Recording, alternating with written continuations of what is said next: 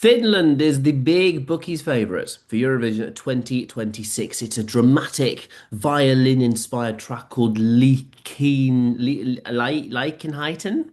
I don't speak Finnish, I'm sorry. Liekinheitin by Linda Lampenius and Pete Parkkonen. But is this going to be parking on that trophy? Let's review Eurovision.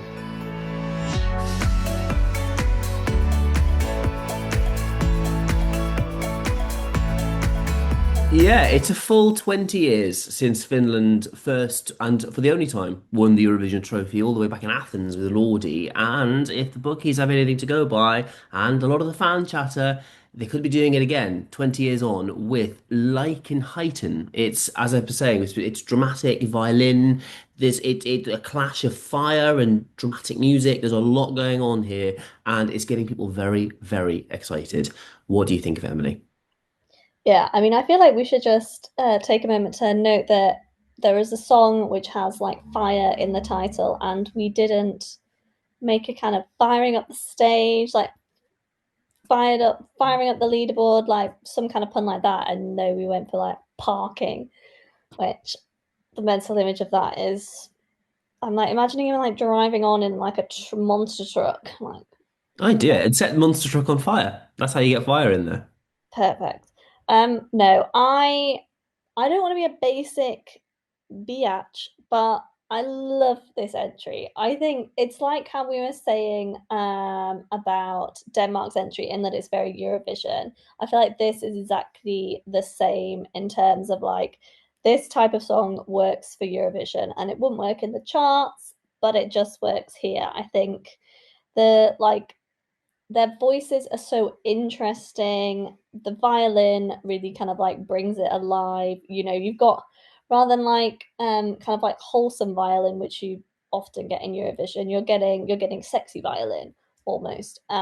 So yeah, I hate to be that person who's like, oh yeah, I'm back in the bookie's favourite, but I think I am. I think, Finland has been itching for a win for quite a number of years with, Cha Cha Cha and Ikome last year, but I think this could be it. And I think it's great. And it's nice to do it 20 years on from Lordi at the moment. Yeah, I largely agree. I think this is really, really strong, and I can see why everyone's getting behind it. It does feel like it's got natural front runner status, a little bit like Kai or Kaj did last year. In that I can see why people are getting. I don't know. It's very, very attention seeking, and it's very arresting. It's the type of performance that when it's on, you almost can't help but pay attention to it because it's just so it's so in your face, and it's so because the cameras from the beginning, the camera is really, really tight in on him, and then it flips between him and then her, and she's so arresting. But I mean, she's incredible. She's 56.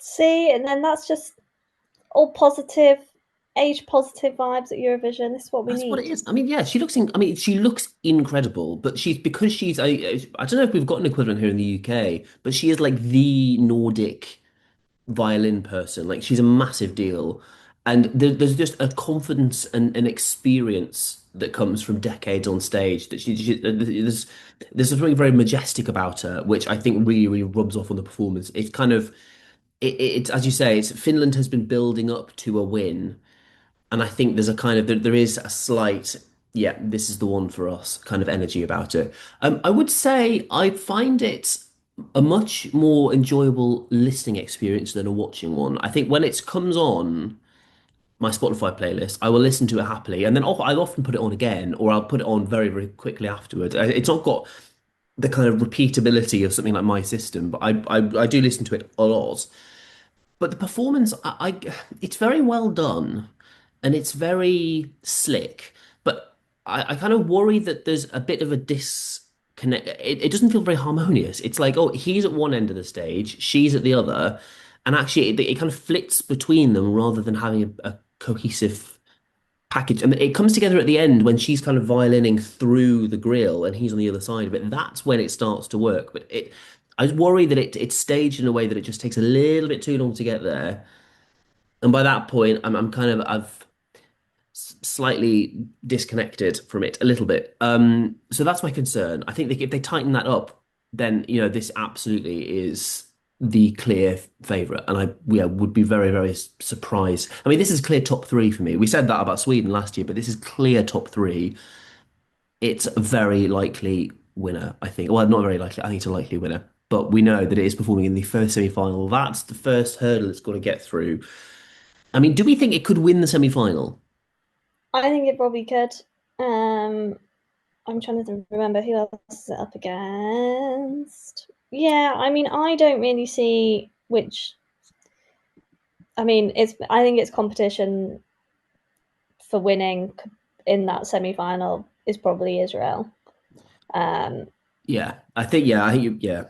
It's either Finland or Israel. I mean, just looking at the list, it's either Finland or Israel, I think. But this is, I mean, I think this is more of a challenger for the win overall because I can see Televo and Jury going for this in quite big numbers. yeah, And it's as we've said before as well. I think it's gonna. I don't know why I've hijacked this. You go first. Sorry. Give me what do you think is the for the win? Is it the Eurovision winner? Do you think? And what's your score out of 10? yeah. I think. I mean, it's so hard to say because I feel like the bookies were not on the money last year, so I don't necessarily want to be super swayed by where we kind of sit at the moment with stuff. But I do feel like it is the most likely winner. But I don't know how much money I'd actually want to put on that at the moment because Three so much pound has fifty. changed. Yeah, probably about that. But then I wouldn't get very much back because it's like, That's true. You probably get about £6 back, but yeah, still, every little helps. Cosy lives crisis and all that. yeah. Maybe on the night when they're shuffling around in lifetime, maybe then I'd put my £3.50 on. But yeah, I mean, I think I'm like you this year, where none of the entries are actually a 10 for me, but this is going to be the closest one on a 9.5. And I'm not sure what it is that's just missing. I think it's that I like none of the entries this year are the ones where I'd probably listen to this 3 times in a row, but then I would probably, which lots of people would probably say, well, that's quite a lot. There's But quite a lot to be like, do you fair. know what I mean? It's not one of those ones where I would listen to it 3 times, have the song off, and then go back to it. I'd probably actually have a bit more of a break. So I think, yeah, but I mean, it's my favorite of the year, I think. So big fan. 9.5 is a big score. It is a big score. Yeah, I'm not quite that high. I'm going to put it as an 8.5 because I think it's really, really strong and I can see why it's got front runner status. And I do enjoy it a lot. The ending, it's a little bit, once I realized that the ending is very, very similar to Eat Comma, like very, very similar, I kind of was like, actually, it's just Eat Comma with a violin and a little bit less sex related, I guess. Um, so yeah, I can see why it's the favorite. As we have said a few times, though, I think we're in for a surprise winner this year.